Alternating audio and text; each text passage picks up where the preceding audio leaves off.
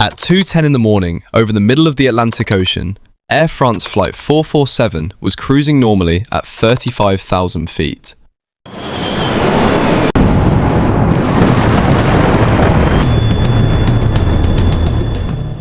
There were no alarms, no visible danger, and no indication that within minutes the aircraft would enter a descent it would never recover from.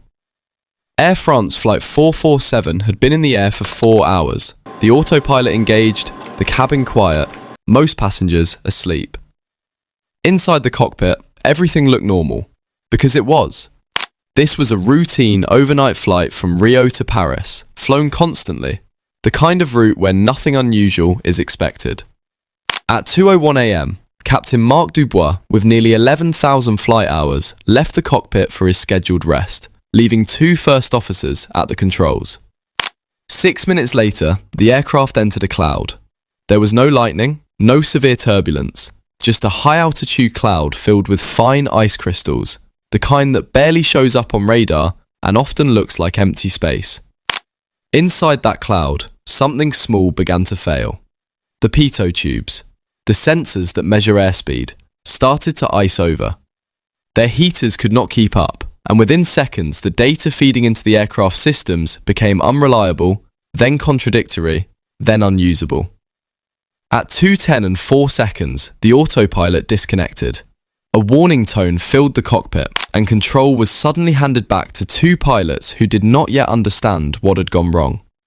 First Officer Bonham reacted immediately and pulled back on the stick, following an instinct every pilot is trained to rely on: to climb and buy time. At this altitude, that instinct works against you. The aircraft was already operating within a narrow margin between safe flight and stall, and pulling the nose up reduced speed just enough to push it past that limit. Within seconds, the aircraft stalled. A loud warning sounded and continued for 54 seconds, but the nose remained high as the aircraft began to descend, not diving, not spiraling, just falling, losing nearly 11,000 feet per minute while still fully intact and under power. Inside the cockpit, the situation became harder to read. The 2 pilots made conflicting inputs. The captain returned to a scene already breaking down, and one of the crew, understanding what was happening, stated quietly that they were going to crash. At 2:14 a.m, just over 4 minutes after the autopilot disconnected, Air France Flight 447 struck the Atlantic Ocean. All 228 people on board were killed. The aircraft was intact on impact, the engines were running, and the controls were still responding. This was not a catastrophic failure, and it was not simply pilot error, because the issue that triggered everything that night had already been identified, discussed, and scheduled for replacement, yet never fully addressed. The aircraft that went down was still carrying the sensors everyone knew needed to be replaced. The replacements were already sitting in a warehouse in Paris. Most people know Flight 447 as a story about pilot's error. And pilot error was real. It's documented in the official French investigation report. But what almost nobody covers is the 7-year paper trail that preceded the crash.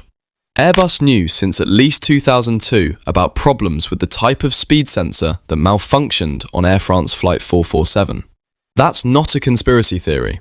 That's what the Associated Press reported in August 2009, based on industry documents verified by investigators.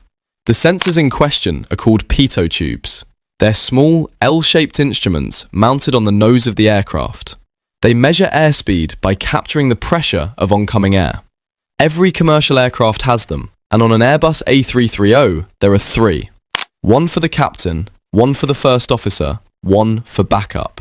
Everything that happened on Flight 447 flows from what happened to those 3 sensors. And the problem was not new. For at least 2 years before the Flight 447 disaster, officials at the European Aviation Safety Agency, EASA, knew there were serious problems with the model of pitot tube installed on many Air France A330s, made by the French aerospace conglomerate Thales. EASA had reports of a significant number of events involving the Thales tubes, which left airplanes with what they internally described as a large reduction in safety margins. That phrase is not bureaucratic filler, it's a technical acknowledgement of danger. When a regulator uses those words in an official document, they are saying that aircraft operating with these sensors were flying with less protection than regulations required. Between 2003 and 2007, there were 9 reported problems with frozen thalus AA pitot tubes on A330 aircraft across the industry. That's a low but consistent baseline, concerning but manageable in the language of aviation safety. Then something changed. In 2008 alone, there were 16 reported icing events involving the same sensor. In the first months of 2009, 10 more. According to the family's legal organization, EASA AF447, one possible explanation is that a change had been made in the heating system of the thalus AA tubes at some point, and it wasn't working as intended. Across Air France's own A330 and A340 fleet, 9 incidents involving temporary loss of airspeed indication appeared in internal air safety reports between May 2008 and March 2009. All of them occurred at cruise altitude between 31,000 and 38,000 feet. In 7 of the 9 cases, the stall warning activated. The stall warning at cruise altitude on a functioning aircraft in normal flight. And beyond those 9 documented incidents, Air France later identified 6 additional events that hadn't even made it into the formal air safety reports. Pilots had noted them in maintenance logs, partially, incompletely, and they had never been escalated. A broader industry search of incident records found 32 failed pitot tube events on A330s and A340s in the 6 years before the crash. In the 2 months immediately preceding Flight 447, these failures were occurring at approximately 1 per week. 1 per week. In September 2007, Airbus issued a recommendation, not a directive, not a mandate. A recommendation that airlines operating A330 and A340 aircraft replace the Thales AA pitot tubes with a newer model, the Thales BA, to address a documented problem with water ingress. Because it was not an airworthiness directive, compliance was discretionary. Airlines could apply the recommendation on their own schedule at their own judgment of urgency. Air France's judgment was this. They would start replacing sensors on their A320 fleet where the original incidents had occurred and move to the A330 and A340 fleet later, specifically when failures started appearing on those aircraft. They started appearing in May 2008. Air France then contacted Airbus to discuss the problem and ask about solutions. Airbus's response was clarifying in an uncomfortable way. They informed Air France that the newer BA probe had not actually been designed to prevent cruise-level ice over. It was an improvement, but not a complete fix. So Air France was now in a position of knowing that its current sensors were failing with increasing frequency, that the recommended replacement was better, but not definitively safe, and that no mandatory action had been issued requiring them to do anything on any particular timeline. They increased inspection frequencies on the existing sensors and continued waiting for clearer guidance. This is one of the most important details in this entire story, and it is almost never discussed. In 2008, while EASA, Air France and Airbus were all still debating how to respond to the growing number of incidents the EASA had internally classified as hazardous, a small regional airline called Air Caribes made a decision without waiting for any of them. Air Caribes operated A330s on routes between France and the Caribbean. They had experienced 2 serious icing events of their own. They looked at the evidence, drew their own conclusion about risk, and replaced the older Thales AA pitot tubes on their aircraft with the revised BA model, on their own initiative with no directive requiring it. A carrier that was a fraction of Air France's size, with a fraction of Air France's resources, looked at the same information that Air France, Airbus, and EASA had access to, and acted. The 3 larger organizations continued their dialogue. In February 2009, Air France issued an internal directive. It ordered that all Thales AA pitot tubes across the A330 and A340 fleet be replaced by June 2009. This is the document at the center of this story. Not a secret, not a suppressed memo, an internal operational directive that established a deadline, which means that as of February 2009, Air France had formally acknowledged, in writing, internally, that the existing sensors needed to go, and had given itself 4 months to finish the job. The first batch of replacement Thales BA probes arrived at Air France on May 25, 2009, 6 days before the crash. The first aircraft in the fleet was retrofitted on May 30th, 2009, 2 days before the crash. Flight 447 departed Rio de Janeiro on May 31st, still fitted with the original Thales AA sensors, because its maintenance window hadn't come up yet. The plan, documented in the airline's own records, was to replace them when the aircraft returned to Paris. According to ASO-AF 447's president Laurent Lamy, the replacement on the Airbus A330 of Flight 447 was programmed upon its arrival in Paris. It never arrived. If you're looking for where this could have been stopped at the regulatory level, it is here. The BEA's own final report, the official French investigation, states this directly. The EASA had analysed pitot probe icing events, confirmed the severity of the failure, and decided not to make the probe change mandatory.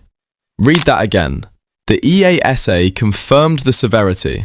They looked at the data, classified the events as hazardous, acknowledged the large reduction in safety margins, and then determined that a voluntary recommendation was a sufficient response. No airworthiness directive, no mandatory replacement order, no deadline imposed from the outside. Airlines were left to set their own timelines. Air France set a deadline of June 2009. Flight 447 fell 2 days short of it. An EASA spokesman later acknowledged publicly that prior to 2008, operators and manufacturers did not deem pitot issues to be safety critical, which means the period during which the problem was escalating most rapidly, 2008 into 2009, was also the period during which the regulatory response was still catching up to a risk assessment that had already been overtaken by events. The fix was coming. Everyone knew it was coming, but nobody made it happen fast enough. On May 31st, 2009, Air France Flight 447 departed Rio de Janeiro's Galeão International Airport at 7:29 p.m. local time, bound for Paris Charles de Gaulle. On board were 216 passengers and 12 crew members from more than 30 countries. The aircraft was an Airbus A330-200, approximately 4 years old, with no outstanding maintenance concerns in its logs. It carried the Falise AA pitot tubes, the ones flagged since 2007, the ones that had failed across the fleet with increasing frequency, the ones that an internal Air France directive had scheduled for replacement by the end of that very month. For the first 4 hours, the flight was routine. At 2:01 a.m., Captain Dubois left the cockpit for his scheduled rest period. First Officer Pierre-Cédric Bonin and Relief First Officer David Robert took over. Bonin, as the pilot in the left seat, was pilot flying. Robert monitored. The aircraft was approaching the Intertropical Convergence Zone, a band of weather near the equator where warm and cool air masses collide and produce continuous storm activity. Long-haul crews cross it regularly. It's expected. It's manageable. On radar, crews can usually see the heaviest cells and route around them. What radar cannot always detect are the clouds filled almost entirely with ice crystals rather than liquid water.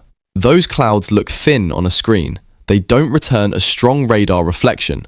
They look, in other words, like the kind of weather you can fly through without concern. At 2:06 a.m., Bonin warned the cabin crew that they were entering an area of turbulence. 4 minutes later, the aircraft was inside the cloud.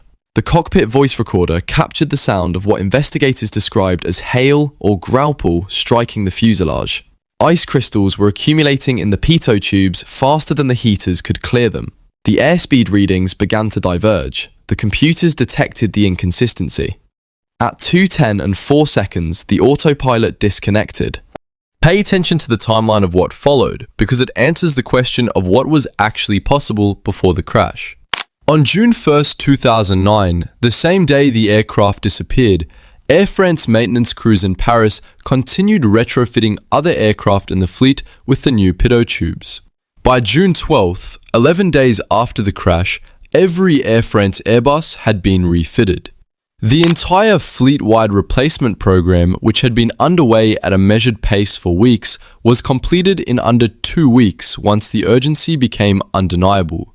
In July 2009, Airbus issued new guidance recommending that all A330 and A340 operators replace their Tullis tubes with Goodrich sensors, a different manufacturer entirely, one whose pitot tubes had not demonstrated the same icing problems. On August 12th, Airbus issued 3 mandatory service bulletins. Mandatory, the word that had been absent from every communication on this subject for the past 2 years. The EASA issued an airworthiness directive on August 31st. The FAA followed on September 3rd, giving airlines 120 days to comply, 2 months. It took 2 months after the crash for the regulatory apparatus to do in binding legal terms what it had declined to do for the previous 2 years on a voluntary basis. The question that never received a satisfying answer in any official proceeding is straightforward. What changed between June 1st and August 31st that made a mandatory directive possible when the same evidence, the incidents, the internal classifications of hazardous events, the documented frequency of failures, had been available and had not been sufficient before? The answer, if you follow the paper trail honestly, is that nothing changed technically.